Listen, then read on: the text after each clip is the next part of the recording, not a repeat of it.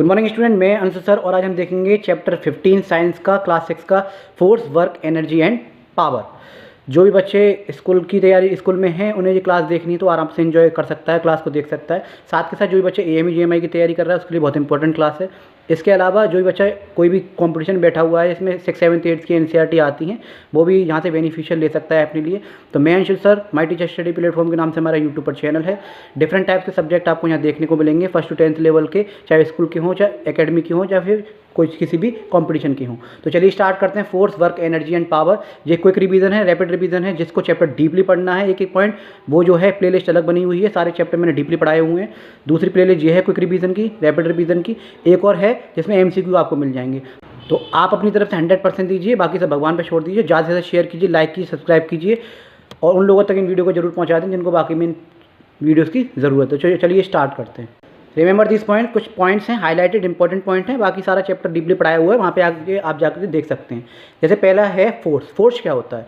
किसी भी ऑब्जेक्ट में जो है, किसी भी चीज़ को, ऑब्जेक्ट को ढकेलना या खींचना, ठीक है, उसमें क्या लगता है? बल लगता है, जिसे हम फोर्स कहते हैं। हिंदी में बल और वैसे इंग्लिश में फोर्स। अब पुश और pull that can change the object motion, जो ऑब्जेक्ट की मोशन को चेंज करेगा, ठीक है, उसे हम फोर्स कहेंगे। जैसे बहुत सारे गेट पे या फिर शोरूम वगैरह में, हॉस्पिटल में लिखा भी रहता है पुश और पुल। यानी कि पुश माने क्या होता है? किसी भी चीज़ को ढकेलना, और पुल माने होता है किसी भी चीज़ को खींचना। फोर्स की कुछ प्रॉपर्टीज़ होती हैं, उन्हें भी याद रखिएगा। फोर्स किसी भी ऑब्जेक्ट की मोशन को चेंज करता है। जिस जो है मोशन में आप जो है, जिस डायरेक्शन में आप ऑब्जेक्ट को ढकेल रहे हैं उसी डायरेक्शन में वो मूव करेगा, जिस डायरेक्शन में आप फोर्स लगा रहे हैं। दूसरी बात, फोर्स जो है किसी भी ऑब्जेक्ट की शेप को भी चेंज कर सकता है। इन चीज़ों को याद रखिएगा। फोर्स को मेजर किया जाता है न्यूटन में। वर्क क्या होता है?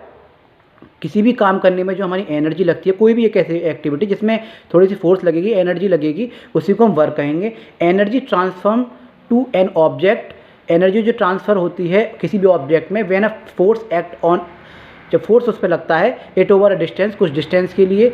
Calculate as force multiplied by the displacement and measured in joule. Work जो हम कैलकुलेट करते हैं वो इस तरह से करते हैं, कितना फोर्स लगा और कितना उसने डिस्टेंस ट्रेवल किया। ये इस चीज़ को याद रखिएगा, ये मैं क्वेश्चन करा भी चुका हूँ। एनर्जी क्या होती है? एनर्जी एक वर्क करने की क्या होती है? कैपेबिलिटी होती है। जो हमारे अंदर हमें जैसे हम फूड खाते हैं उससे हमें एनर्जी मिलती है, इससे हम वर्क कर पाते हैं। Energy is a capacity to do work या फिर एबिलिटी टू डू वर्क, जिसमें क्या होता है? एग्जिस्ट इन वेरियस फॉर्म, बहुत सारे फॉर्म में एनर्जी जो है फॉर्म होती है। Like kinetic energy due to a motion, kinetic energy कौन सी होती है? जो मोशन में होती है। Potential energy due to the position, किसी पोजिशन की वजह से पोटेंशियल एनर्जी को हम देखते हैं। पावर, ये सारी एनर्जी हम आगे पढ़ेंगे।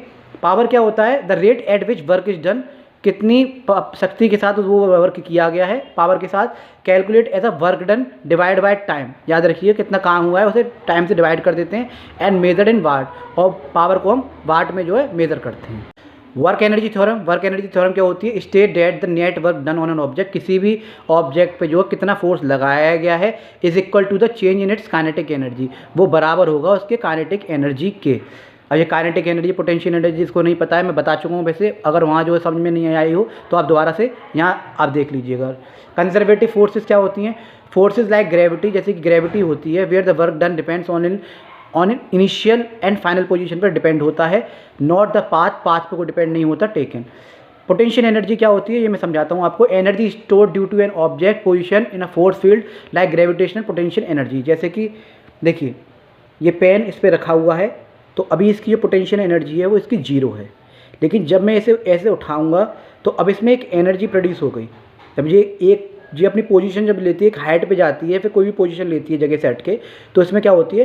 पोटेंशियल एनर्जी आ जाती है। तो वही कह रहा है, एनर्जी स्टोर रहती है ऑब्जेक्ट के अंदर, लेकिन वो जब पोजीशन है ना, force field, the gravitational potential energy, जब वो अपनी पोजीशन पे आ जाती है ना, तो उसमें एनर्जी अपने आप ही आ जाती है। जैसे मान लीजिए अगर ये हैमर है, हथौड़ा है, और मुझे किसी चीज़ को जो क्या करना है, इसे ठोकना है, कील को जो बॉल में जो क्या करना है, अंदर करना है कील को। तो अभी ये हैमर यहाँ रखा हुआ है, जैसे इसे मैं ऐसे लेके जाऊँगा तो ये पोटेंशियल एनर्जी हो गई।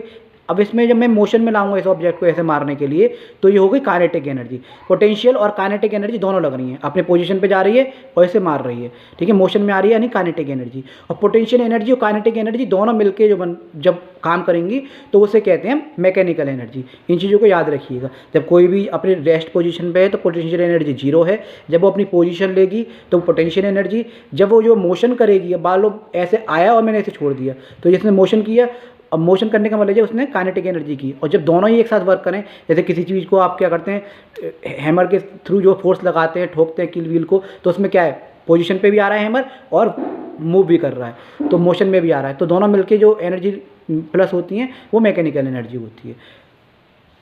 आई होप इतना आपको समझ में आ गया होगा। पोटेंशियल एनर्जी आपने देख ली।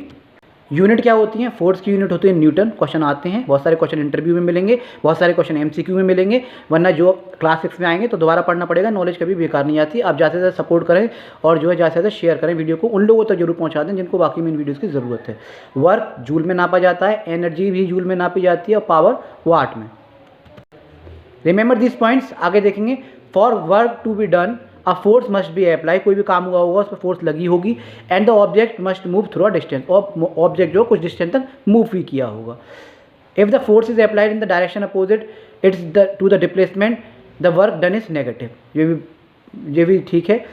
Power indicate how quickly work is done. Power का मतलब ये कोई भी काम जो हुआ है वो कितनी जल्दी हुआ है। फंडामेंटल फोर्सेस, कुछ फोर्सेस देखते हैं। ग्रेविटी क्या होता है, अर्थ में क्या होता है, किसी भी ऑब्जेक्ट को आप जो ऊपर फेंकिए, जैसे ये है, इसे ऊपर फेंकिए तो नीचे ही आएगा, इसे ऊपर फेंकिए नीचे ही आएगा। क्यों? क्योंकि अर्थ की ग्रेविटी उसे खींच रही है, इसे हम ग्रेविटेशन फोर्स कहते हैं। The force of attraction between object और अर्थ, मून और अदर लार्ज ऑब्जेक्ट। अर्थ और मून में भी एक ग्रेविटेशन फोर्स है जिसकी वजह से वो क्या कर रहे हैं, एक दूसरे को रिवॉल्व कर रहे हैं, रोटेट कर रहे हैं। और भी ऑब्जेक्ट होते हैं जो कि जिसमें ग्रेविटी जो है लगती है। इलेक्ट्रोमैग्नेटिज्म क्या होता है, फोर्स दैट इंक्लूड इलेक्ट्रिसिटी और मैग्नेटिज्म। जैसे इलेक्ट्रिसिटी और मैग्नेटिज्म दोनों ही क्या होते हैं, फोर्स इंक्लूड करते हैं। Strong nuclear force, a force that explain sun stability, जो सन की एबिलिटी बताता है to convert hydrogen to helium. Weak nuclear energy, a fundamental force of nature. Friction क्या होता है, जब एक ऑब्जेक्ट इस तरफ मूव कर रहा है, हम फोर्स लगा रहे हैं, एक तरफ मूव कर रहा है, तो फ्रिक्शन क्या होगा, वो अपोजिट डायरेक्शन में वर्क करेगी। दो ऑब्जेक्ट जब एक दूसरे को रब करते हैं, जैसे कि हम जब चलते हैं, ठीक है, चलना जो हो गया फ्रिक्शन की वजह से होता है। हम साइकिलिंग कर रहे हैं, फ्रिक्शन की वजह से कर रहे हैं। हम बोर्ड पे लिख पा रहे हैं, फ्रिक्शन की वजह से, ठीक है। तो बहुत सारी चीज़ें होती हैं फ्रिक्शन की वजह से होती हैं। विदाउट फ्रिक्शन हम मूव नहीं कर सकते, या फिर जो ऑब्जेक्ट जो है लगातार चल रहा है उसे रोक नहीं पाएंगे। A force that resist motion between two surface में जब मोशन लगता है, ठीक है, उसे हम जो क्या कहते हैं, फ्रिक्शन कहते हैं। वो रब करते हैं एक दूसरे को, हीट जनरेट करते हैं और साथ के साथ एनर्जी भी रिलीज करते हैं। याद रखिएगा, फ्रिक्शन वर्क करता है स्मूथ सरफेस पे, रफ सरफेस पे। स्मूथ सरफेस जितना ज़्यादा होगा उतनी फ्रिक्शन कम लगेगा, उतनी एनर्जी कम रिलीज होगी, उतनी हीट कम रिलीज होगी। जितना ज़्यादा रफ सरफेस होगा उतनी ज़्यादा फोर्स लगेगी, उतनी ज़्यादा फ्रिक्शन लगेगी, उतनी ज़्यादा एनर्जी रिलीज होगी, उतनी ही जो है हीट प्रोड्यूस होगी। फ्रिक्शन का एक एग्जांपल देख सकते हैं, जब नए नए जूते लेते हैं कुछ महीनों बाद क्या होता है, वो घिस जाते हैं, उनके सोल जो होते हैं। क्यों? क्योंकि हमारे शूज़ के बीच में क्या हो रहा है, अर्थ के बीच में और शूज़ के बीच में क्या हो रहा है, वो एक दूसरे को अट्रैक्ट कर रहे हैं और क्या हो रहा है, ऑब्जेक्ट जो है में फ्रिक्शन लग रहा है। तो याद रखिएगा इस चीज़ को। नॉर्मल फोर्स क्या होता है, an opposing force that acts on an object that resting on a surface. जब जो है सरफेस पे जो है क्या होगा, ऑब्जेक्ट रेस्ट में होगा। अप्लाइड फोर्स, जब फोर्स को ये अप्लाई करते हैं, force that applied to an object, उसे पर्सन के द्वारा किया जाता है। Tension force, a force that pulls equally in both direction, जब हम किसी भी चीज़ को इक्वली डायरेक्शन में दोनों तरफ खींचते हैं। Spring force, a force that exerted by compressed, जो है कंप्रेस करें और स्ट्रेचिंग स्प्रिंग को, तो इसे स्प्रिंग फोर्स कहते हैं। ग्रेविटेशन फोर्स में आपको बता चुका हूँ, the force of attraction between earth and किसी भी ऑब्जेक्ट के बीच में। इलेक्ट्रिकल फोर्स, फोर्स अप्लाइड या फिर रिलेटेड टू अ इलेक्ट्रोमैग्नेटिज्म, और मैग्नेटिक फोर्स भी वही है, force related to a electromagnetism. Law of conservation of energy क्या होता है, ये याद रखिए, इंपॉर्टेंट है। Law of conservation of energy हमें बताता है कि एनर्जी ना तो कभी क्रिएट होती है और ना ही कभी डिस्ट्रॉय होती है, बस वो ट्रांसफॉर्म होती है एक जगह से दूसरी जगह। जैसे सन जो है हमें क्या कर रहा है, सन रेज प्रोवाइड करा रहा है, जिससे हमें सोलर एनर्जी मिलती है। उस सोलर एनर्जी को हम जो क्या करते हैं, इलेक्ट्रिकल एनर्जी में कन्वर्ट करते हैं। यही चीज़ है, लॉ ऑफ कंजर्वेशन हमें बताता है, state that energy can not be created not be destroy but only can be transfer from one object to another. This means the total amount of energy in the universe remain constant. इसका मतलब ये है कि energy जो है universe में वो हमेशा कॉन्स्टेंट रहती है। कॉन्टैक्ट फोर्सेस वो फोर्सेस होते हैं जो दो ऑब्जेक्ट में फिजिकली लगते हैं। आर फोर्सेज, जैसे कि आप किसी भी चीज़ को ढकेल रहे हैं, ठीक है, ऑब्जेक्ट को, उसमें मसल्स फोर्स लग रहा है, मस्कुलर फोर्स लग रहा है। फ्रिक्शनल फोर्स भी जो है कॉन्टैक्ट फोर्स का एक एग्जांपल है, जिसमें दो बॉडी एक दूसरे को रब करती हैं, तो वो होते हैं contact force. Are forces that occurs when two object are in direct contact with each other. Example contact forces के फ्रिक्शन हो गया, टेंशन फोर्स हो गया, अप्लाइड फोर्स हो गया, ये सारे क्या है, कॉन्टैक्ट फोर्स के एग्जाम्पल है। नॉन कॉन्टैक्ट फोर्स वो फोर्स होते हैं डेट के act on object without physical contact में नहीं आते। There are several types of non contact force हैं, जैसे ग्रेविटेशनल फोर्स हो गए, मैग्नेटिक फोर्स हो गए, इलेक्ट्रोस्टैटिक फोर्स हो गए, न्यूक्लियर फोर्स हो गए, लेकिन ये अट्रैक्ट और रिपेल करने का काम जरूर करते हैं। डायरेक्ट कॉन्टैक्ट में तो नहीं आते, लेकिन अट्रैक्ट और रिपेल जरूर करते हैं।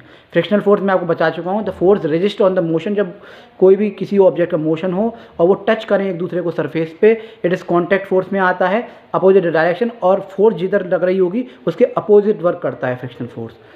केमिकल एनर्जी क्या होती है, जैसे कि हम खाना खाते हैं, ठीक है, फूड खाते हैं, वो क्या करता है, हमारे फूड को जो ब्रेक डाउन करता है, बहुत सारी गैसेस रिलीज करता है, बहुत सारे एनर्जी हमें मिल जाती है, तो क्या है, हमें केमिकल मिल रहा है एक तरह से। तो stored in the bonds of atoms and molecules में होता है। एग्जांपल इंक्लूड बैटरी हो गया, पेट्रोलियम हो गया, कोल हो गया, नेचुरल गैस हो गया, ये सब क्या है, ये फ्यूल हैं जिसकी वजह से क्या है, केमिकल रिएक्शन होते हैं, बर्निंग ऑफ जो फायर होती है, तो ये क्या है कि भाई बर्निंग ऑफ फायर क्या है, एक जो केमिकल चेंज है, तो ये सारे क्या है, केमिकल चेंज होते हैं। जो है बॉन्ड ब्रेक होता है, release transform into a form of energy, उसी को हम केमिकल एनर्जी कहते हैं।